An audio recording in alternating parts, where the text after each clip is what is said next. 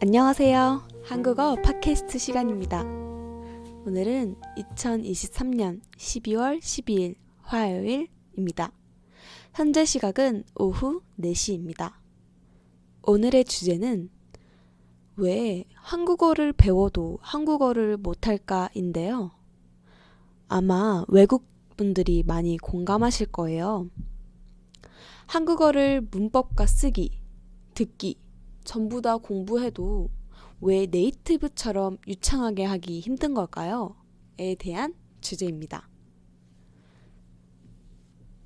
첫 번째로는 학교에서 배우는 한국어를 이해하는 것과 실제 대화에서 사용하는 한국어와는 차이가 있기 때문입니다. 이게 무슨 말인지 아시나요? 학교에서 배우는 한국어에는 문법과 어휘에 중점을 두지만 유창하게 말하기 위해선 충분한 공부가 아니기 때문이에요. 한국인들이 한국어를 대화할 때 문법을 생각하며 말할까요? 당연히 아니겠죠. 한국인들은 한국어 문법을 공부했을까요? 절대 아닙니다. 그럼 문법이 안 중요하다는 뜻인가요? 그것도 절대 아닙니다. 문법은 중요합니다. 그럼 왜 문법을 공부해야 하는 걸까요? 문법은 언어의 규칙입니다. 문법을 이해하고 올바르게 사용하면 의미를 정확하게 전달할 수 있습니다. 잘못된 문법 사용은 오해나 의사소통의 실패를 불러올 수 있어요. 그리고 문법을 알고 있으면 새로운 단어나 표현을 기존 지식에 통합하기가 쉽습니다.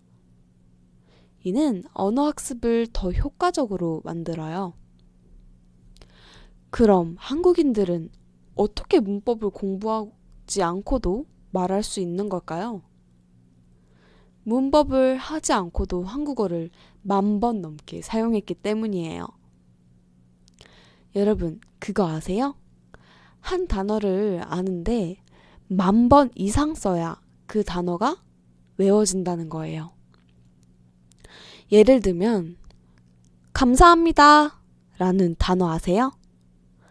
감사합니다 라는 단어를 우리가 알지만 10,000번을 반복해야 그 단어가 온전히 자기 거가 된다는 말이에요.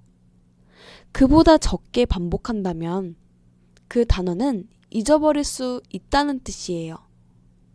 그래서 단어를 여러 번 반복하거나 단어를 사용해야만 단어를 자유자재로 쓸 수 있다는 소리예요. 자유자재라는 뜻은 내가 쓰고 싶을 때 마음대로 라는 뜻이에요.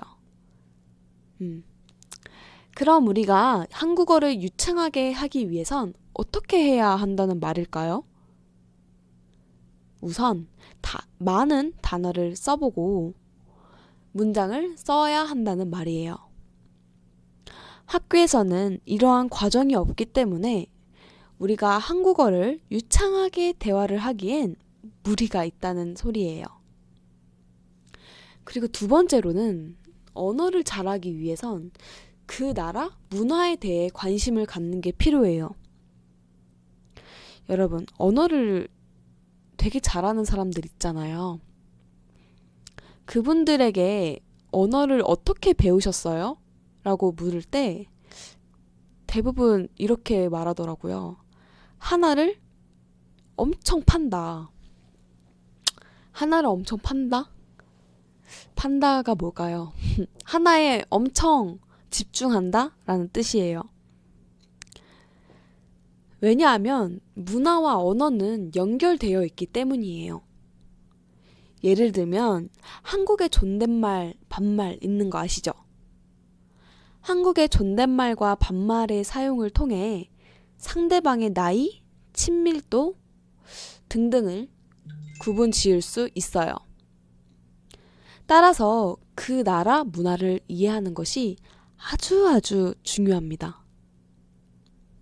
또한 한국에서는 체면을 중시하는데 체면이라는 뜻은 사회적으로 존중받고 싶은 것을 말합니다. 구체적으로 말하면 사회적으로 인정받고 싶다는 마음이라고 보시면 됩니다. 따라서 이러한 문화들로 한국을 이해한다면 언어를 배우는데 좀 더 효과적일 수 있습니다. 세 번째로는 개인적인 노력이 필요하다입니다. 이건 정말 중요한데요. 한국어를 유창하게 하기 위해선 학교 수업 시간에 배운 것을 넘어서 개인적인 노력이 필요해요.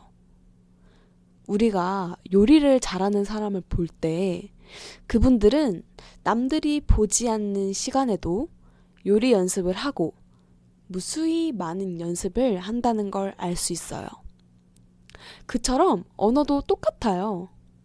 무수히 많은 연습을 해야 실력이 늘어나요. 무수히라는 건 무수히라는 뜻을 알려드릴게요. 무수히란 뜻은 셀 수 없는 엄청 많은 이라는 의미입니다. 여튼 따라서 한국어 공부를 정해진 시간 외에도 연습을 많이 해야 한다는 거예요. 네 번째로는 실수를 해야 한다입니다. 여러분, 실수라는 말 무엇인지 아시나요? 실수는 mistake예요. mistake. 의도하지 않게 잘못한 행동을 실수라고 하는데요. 실수를 통해 배우는 것이 언어 습득 과정에서 매우 중요하다고 할 수 있어요. 실수를 통해 자연스럽게 언어를 배우고 실제 대화에서 언어를 어떻게 쓰는지 방법을 알 수 있어요. 실수를 한다면 또 기억에 오래 남기 때문에 아주 좋아요. 굳이 실수를 만들려고 노력하지 않아도 되지만 실수를 무서워할 필요가 없다는 뜻이에요. 다섯 번째, 한국인 친구를 사귀어라입니다. 왜 한국인 친구를 사귀어야 하냐? 한국어를 무조건 많이 써야 해요. 한국어를 학교에서 배우는 걸로는 한계가 있기 때문에 한국인 친구를 만나셔야 하는데요. 예를 들면 이런 경우가 있습니다. 예전에 제가 아는 일본인 친구가 한국어 공부를 하는데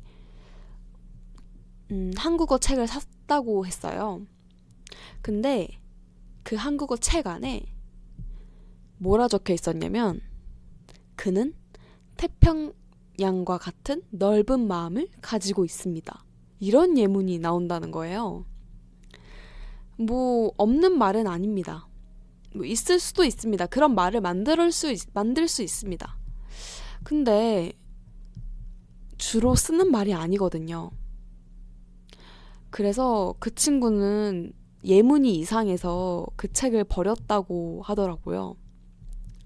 근데 제 생각에는 그런 책을 사는 것보다 한국인 친구를 만나는 것이 더 언어를 습득하는 데 있어서 빠르다고 생각해요. 그럼 한국인 친구를 어떻게 사귀어요? 라고 물어볼 수 있겠죠. 일단은 첫 번째로 어플이 있습니다. 두 번째로는 한국에 직접 와서 유학생을 하는 겁니다. 하지만 유학생 돈도 많이 들고 힘들겠죠. 또 세 번째로는 한국인 여자친구, 남자친구를 사귀는 거예요. 물론 연인이 외국인이라 해서 내가 그 언어를 바로바로 배울 순 없어요. 하지만 주변에 한국인이 있다는 것으로만 해도 한국어를 금방금방 익힐 수가 있다는 뜻이에요. 이걸 생각해보면 한국어는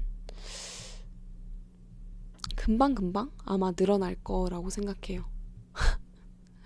그 다음에 한국어 능력 시험을 보는 거예요. 한국어 능력 시험 아세요? 외국에서는 토픽이라고 부르더라고요. 한국어 능력을 평가하는 공식 시험인데요. 토픽은 크게 두 가지로 나누더라고요. 토픽 1, 초급 수준으로 1급과 2급으로 구분됩니다. 토픽 2, 중급과 고급 수준으로 3급부터 6급까지 있습니다. 물론 이걸 딴다고 해서 한국인처럼 유창하게 할 수 있다는 건 아니에요. 하지만 우리가 목표를 정해둔다면 한국어를 공부하는 데 있어 의지도 생기고 또 자격증으로 따면 우리가 어디 가서 한국어를 할 수 있다고 자랑스럽게 얘기할 수 있잖아요.